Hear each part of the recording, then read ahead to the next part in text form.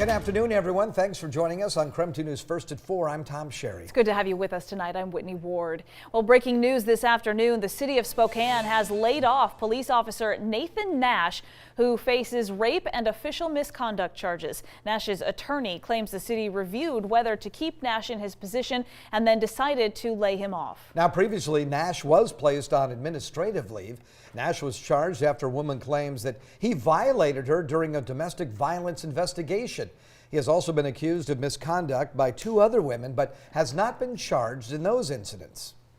Well, the Cascades getting ready for some very heavy snow at this hour. In fact, a winter storm warning is now in place until tomorrow morning. Stevens Pass could get up to 18 inches of snow tonight. These photos were taken this morning and then just a few minutes ago. So, Tom, I guess the bottom line is anyone going over any of those mountain passes needs to be really, really careful. Absolutely. And later on, it'll be across northern Idaho as well. But right now, it's the Washington passes. Come with me right now and we'll show you some of what the passes look like. This is what it looks like on our roadways across the area. But take a look at Snoqualmie Pass right now. It was rain just about an hour ago. Now it has changed over to snow. So you've got snow going across Snoqualmie Pass. Sherman Pass right now, you see you've got snow on the roadway. So slippery conditions there. And of course, this is Stevens Pass. And as you can see right at the summit there, lots and lots of snow falling. So not a good situation. 6 to 14 inches of snow expected in the Cascades. Everything's shaded in pink right there. That's a winter storm warning in effect through the overnight hours up through the mid-morning hours on Friday, especially above the 4,000 foot level. We'll see 8 to 16 inches of snow across some of the higher elevations above 4,000 feet into areas of northern Idaho. And then all this area shaded in blue is a winter weather advisory for areas of western Montana. Look at this, the rain now beginning to move into the area. We're seeing some snow now across northeastern Washington. There's the snow that we're talking about falling in the Cascades, so watch out for that. Wet over in the Seattle area, of course. The day planner forecast calling for rain tonight. Could mix with snow here locally overnight with a low of 31, but we're not expecting much in the way of accumulation in Spokane. But the mountains are going to get great snow. And of course, many of the ski resorts are going to be opening up over the weekend as well. Schweitzer, of course, has already opened. We'll look for another warm day, relatively speaking, on Friday.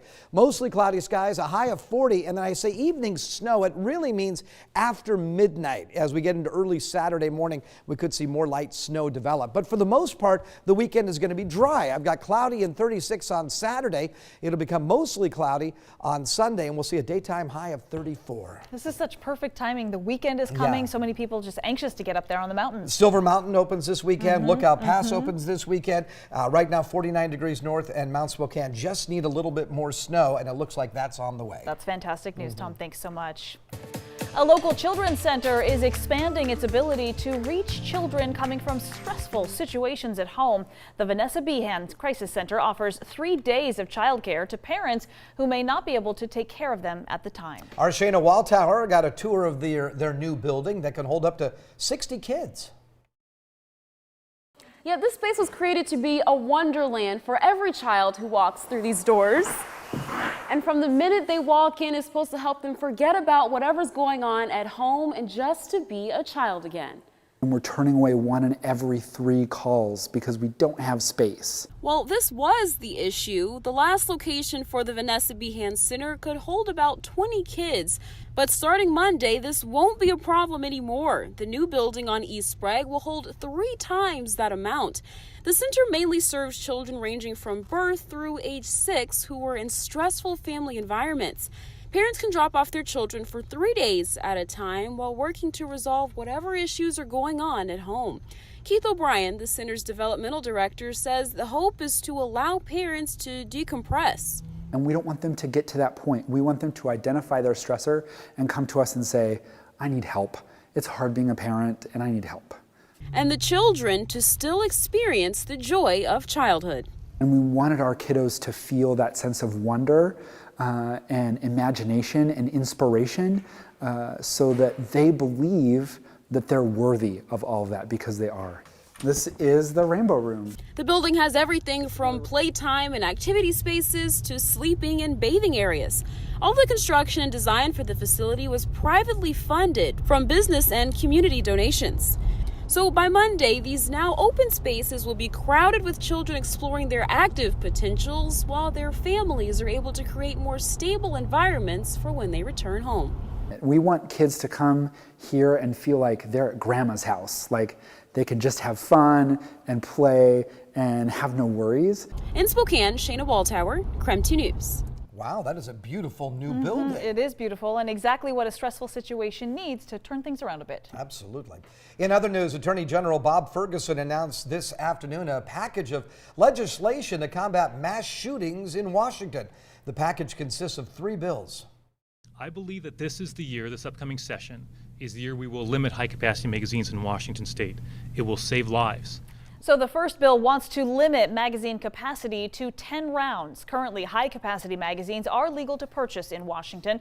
These are the same 100-round double-drum magazines that were used by a shooter in Dayton, Ohio in August. The second proposed bill looks to ban the sale of some semi-automatic or military-style rifles. Ferguson has proposed this legislation 3 times before, but this is the first time Governor Jay Inslee will join him in requesting it. The final bill Ferguson is proposing would strengthen state rules surrounding ammunition sales. The bill would prohibit violent felons and other people who cannot legally obtain firearms from purchasing or possessing ammunition. Finally, the ammunition legislation would also seek to require a background check for all ammunition sales. Initiative 1639 was passed by a majority of Washington voters last year. It raised the legal age to buy a semi-automatic rifle to 21 and made it illegal for anyone to sell or transfer a semi-automatic rifle to a person under 21 years old. Plans are in the works right now for the second warming center in Spokane, and that's where Catholic Charities steps in.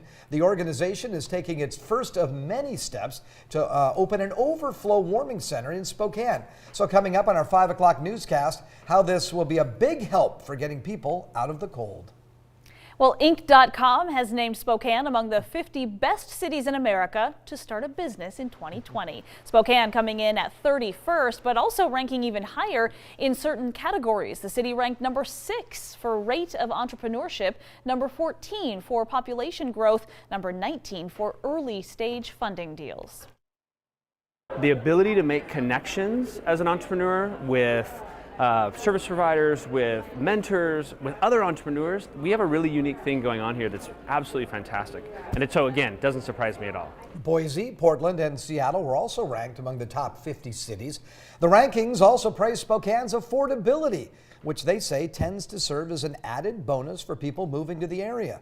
The metro area added 2,600 new construction jobs between May of 2018 and May of 2019. That is an 18% increase. In the history of the Republic, no president has ever ordered the complete defiance of an impeachment inquiry. The House Judiciary Committee is expected to vote on articles of impeachment this evening, capping a second day of intense debate.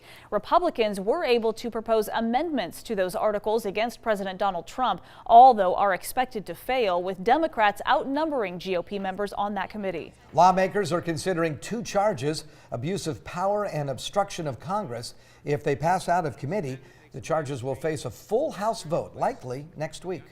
Well, this is the final day for Democratic presidential candidates to qualify for the next debate, which is 1 week from today in Los Angeles. So to qualify for this upcoming debate, candidates must get donations from 200,000 unique donors and meet one of 2 polling requirements. So those are getting 2 polls at 6% or more in the 4 early nominating states like Iowa, New Hampshire, Nevada, and South Carolina, or you have to get 4 polls at 4% or more in early nominating states or national surveys. So in New Hampshire primary polls, Pete Buttigieg is currently leading with 18%, Joe Biden following with 17%, Elizabeth Warren at 12%. First daughter Ivanka Trump says 1 out of every 4 mothers returns to work within 2 weeks of giving birth simply because she cannot afford to miss a paycheck. As a mother of 3 young children myself, I know that the hardest, most important, and most rewarding job on the planet is being a parent. Ivanka Trump led a White House summit today with a bipartisan panel debating policies on long-delayed paid family leave and affordable child care. Earlier this week, congressional leaders reached a deal to offer 12 weeks of paid parental leave to federal workers. As a presidential advisor, Ivanka has made working families her trademark issue. Next month, most workers in Washington will be able to take paid family and medical leave through a new state program. Washington will be just one of 8 states with paid leave in the works, and nearly everyone qualifies. So if you worked 820 hours in 2019, which basically amounts to about 16 hours a week, and you have a qualifying life event like a pregnancy or a serious illness, well, you're eligible. You can start applying in January.